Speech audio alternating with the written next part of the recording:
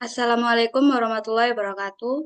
Di sini kami akan menjelaskan perbedaan teori organisasi klasik, neoklasik, dan modern, serta tahapan siklus organisasi.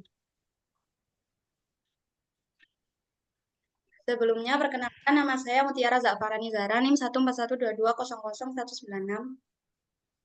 Saya Tri Ayu Octavia, NBI 14122000198. Saya Lutfi Octavia, NBI 14122000201. Saya Bunga Andiani, NBI 14123000075. Saya Tautana Fadheri Gita Cahyani, NBI 14123000090. Selanjutnya yaitu yang pertama ada definisi organisasi. Definisi organisasi menurut para ahli. Yang pertama, organisasi menurut Stephen P. Robbins tahun 2010, organisasi pada dasarnya adalah sebuah sistem sosial yang terdiri dari dua atau lebih individu yang bekerja secara kolektif untuk mencapai tujuan tertentu. Yang kedua ada organisasi menurut Robbins dan Colter tahun 2012, organisasi pada dasarnya terdiri dari individu atau kelompok yang berinteraksi dan bekerja sama untuk mencapai tujuan bersama dengan menggunakan sumber daya yang tersedia. Yang ketiga, organisasi menurut Breitner dan Kiniki tahun 2014, organisasi pada dasarnya adalah kelompok orang yang saling bekerja sama secara formal dengan tujuan mencapai tujuan tertentu yang telah ditentukan. Dapat kami simpulkan bahwa organisasi adalah sebuah sistem sosial yang terdiri dari dua orang atau lebih yang bekerja sama untuk mencapai tujuan tertentu. Lalu ada entitas dalam organisasi. Entitas organisasi dapat didefinisikan sebagai sebuah unit yang memiliki sifat berdiri sendiri dan memiliki hak dan kewajiban tertentu. Entitas organisasi adalah entitas yang dapat diamati dalam konteks suatu proses yang mungkin memiliki hubungan signifikan dengan proses ini. Tanggung jawab, pelaku, penyedia, tuan rumah adalah beberapa contoh hubungan. Dalam domain perawatan kesehatan, rumah sakit, fasilitas atau departemen rumah sakit, tim medis, perawat, dan bahkan pasien adalah entitas organisasi. Lalu peran dan manfaat manajemen dalam organisasi, yang pertama yaitu menentukan tujuan organisasi, yang kedua membentuk struktur organisasi, yang ketiga memberikan pengarahan kepada anggota organisasi, yang keempat memantau kinerja organisasi, yang kelima membantu dalam mengintegrasikan berbagai fungsi dan departemen, lalu yang terakhir yaitu mengelola perubahan dan merespon perubahan lingkungan dengan inovasi.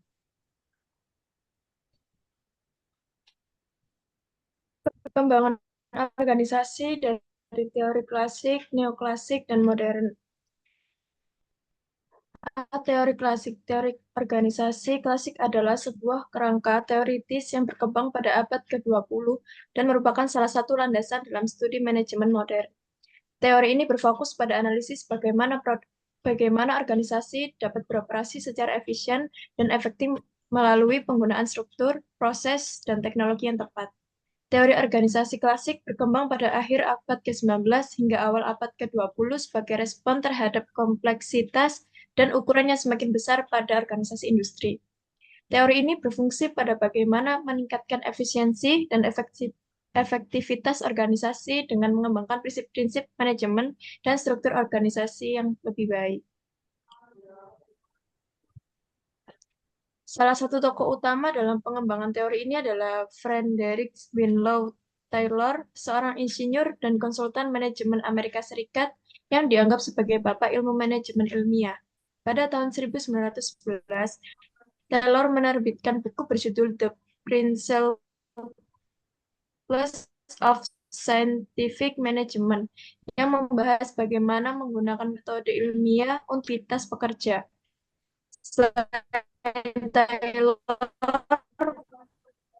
tokoh-tokoh lain dalam teori organisasi klasik adalah Henry, seorang manajer perusahaan tambang asal Prancis, mengembangkan 5 fungsi manajemen, yaitu perencanaan, pengorganisasian, pengarahan, koordinasi, dan pengendalian.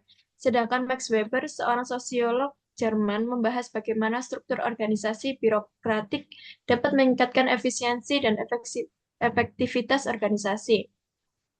Frank Gilbert, seorang insinyur dan konsultan manajemen Amerika Serikat, mengembangkan gerakan studi dan waktu untuk meningkatkan produktivitas pekerja.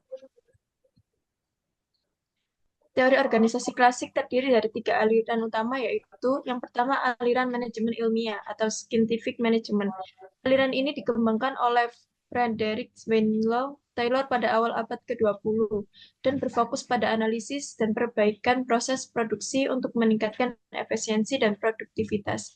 Yang kedua, aliran teori administrasi atau administrative theory. Aliran ini dikembangkan oleh Henry Van Yol pada awal abad ke-20 dan menfokuskan pada pembuatan keputusan dan koordinasi dalam manajemen organisasi. Dan yang terakhir, aliran birokrasi atau bureaucratic theory. Aliran ini dikembangkan oleh Max Weber pada awal abad ke-20 dan berfokus pada struktur organisasi yang formal dan proses administratif yang rasional. Perkembangan organisasi dari teori klasik, neoklasik, dan modern. Yang ke B, teori neoklasik.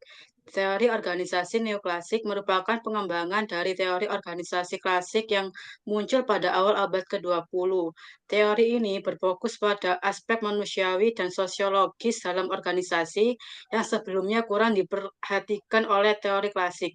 Salah satu tokoh penting dalam teori ini adalah Elton Mayo, seorang psikolog dan sosiolog asal Australia.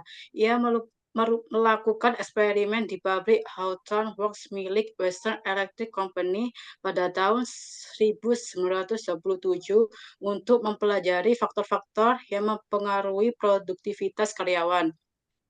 Eksperimen ini menghasilkan penemuan bahwa faktor non-teknis seperti hubungan sosial, kepercayaan, dan pengakuan terhadap karyawan juga berpengaruh terhadap produktivitas mereka.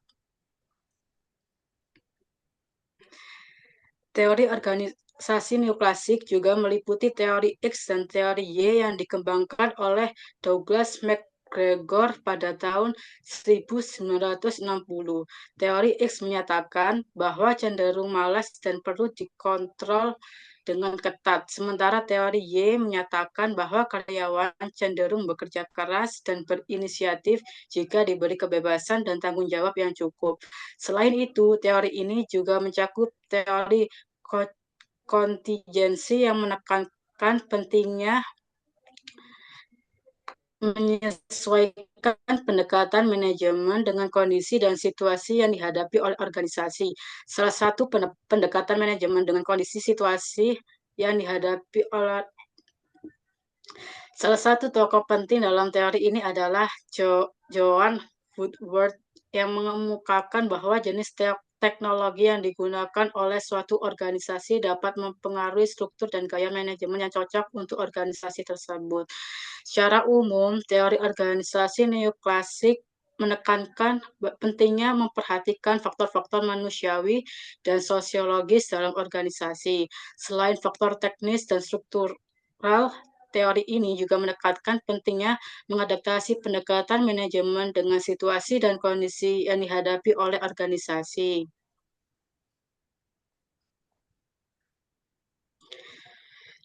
Terdapat beberapa aliran dalam teori organisasi neoklasik, antara lain: 1.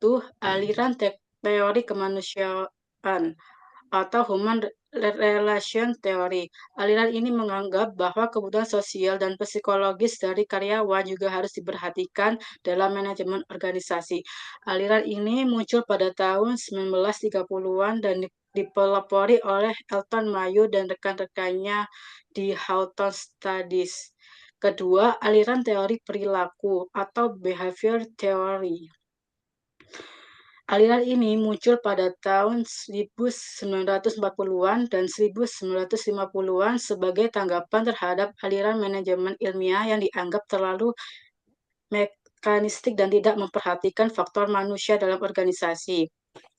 Aliran ini dipelopori oleh Douglas MacGregor dan Abraham Maslow. Yang ketiga, aliran teori kontingensi atau kontingensi teori.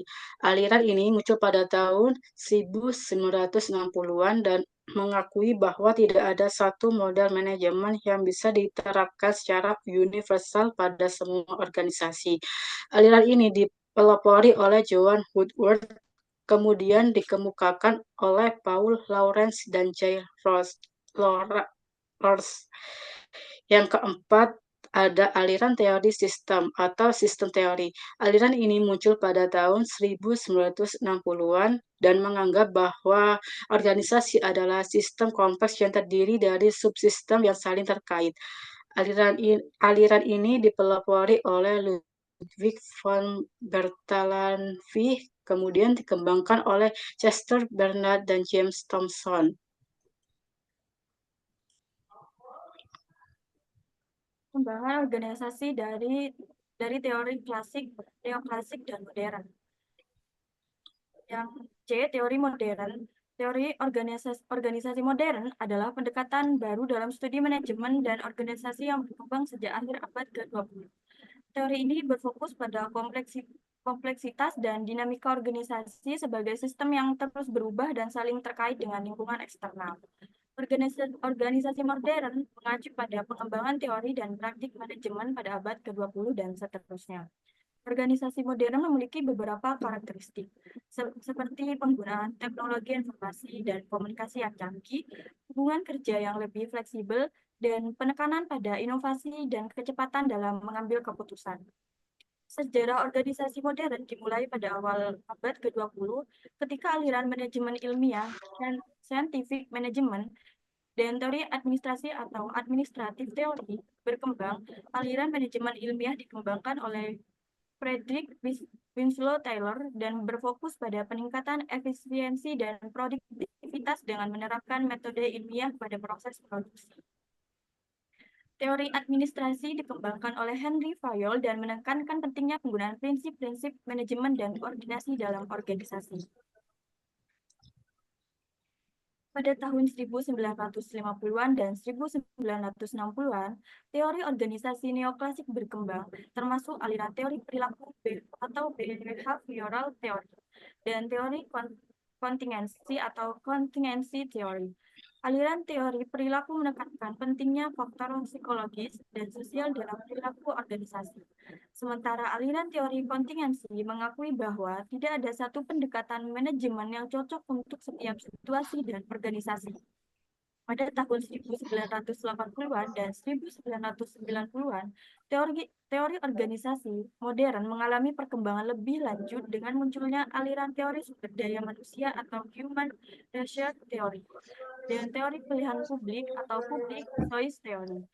Aliran teori sumber daya manusia menekankan pentingnya pengembangan dan pengelolaan sumber daya manusia yang efektif untuk meningkatkan kinerja organisasi. Sementara aliran teori pilihan publik menekankan pentingnya mengidentifikasi dan memenuhi kebutuhan para stakeholder organisasi, termasuk pemerintah, konsumen, dan pemegang saham. Selain itu, sejak tahun 1990-an, organisasi modern juga dipengaruhi oleh perkembangan teknologi informasi dan komunikasi yang pesat, termasuk internet, media sosial, dan teknologi mobile. Hal ini telah mempengaruhi cara organisasi beroperasi, berkomunikasi, dan berinteraksi dengan pelanggan dan stakeholder lainnya.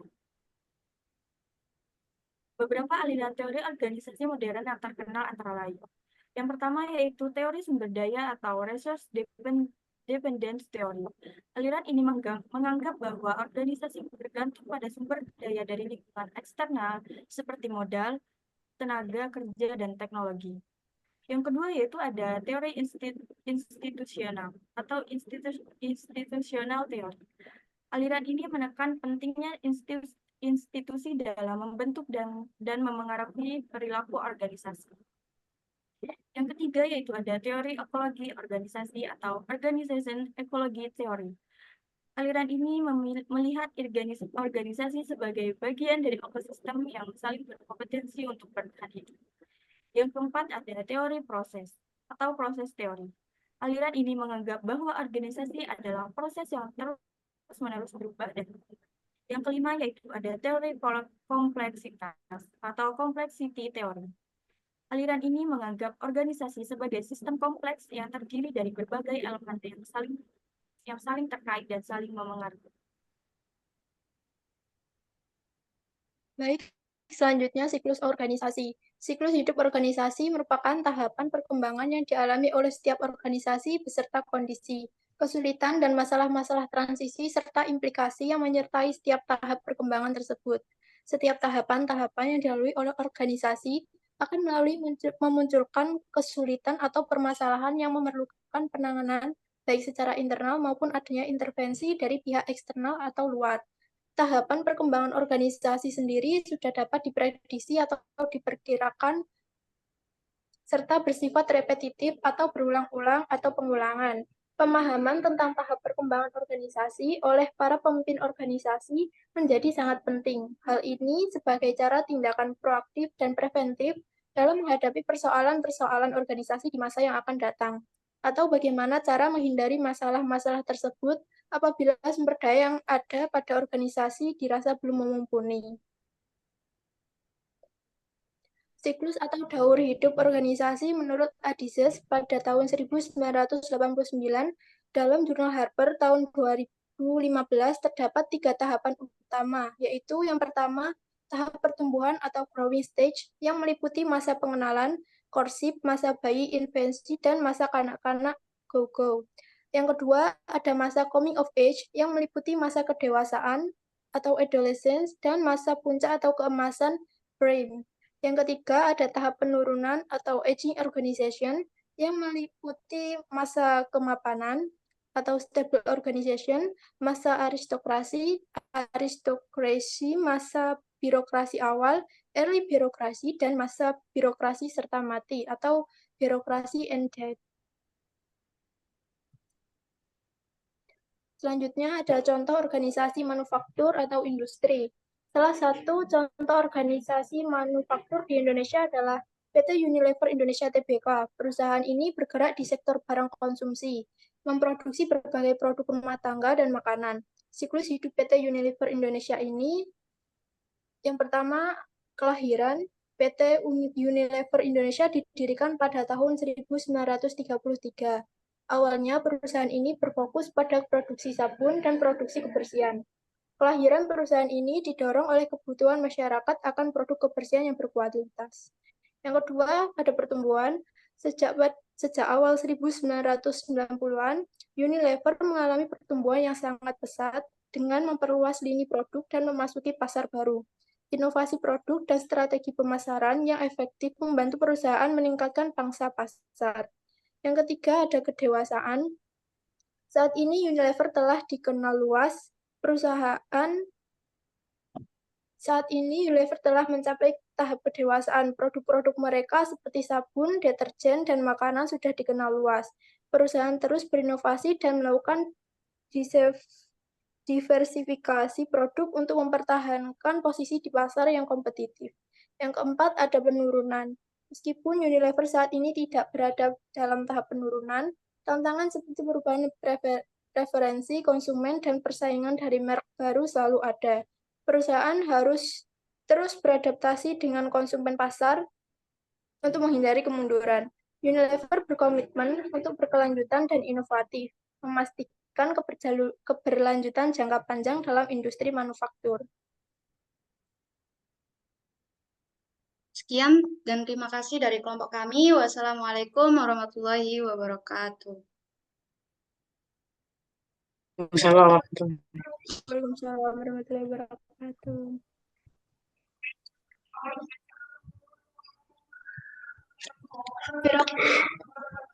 Pirang menit. Pirang menit. Mbak. Gak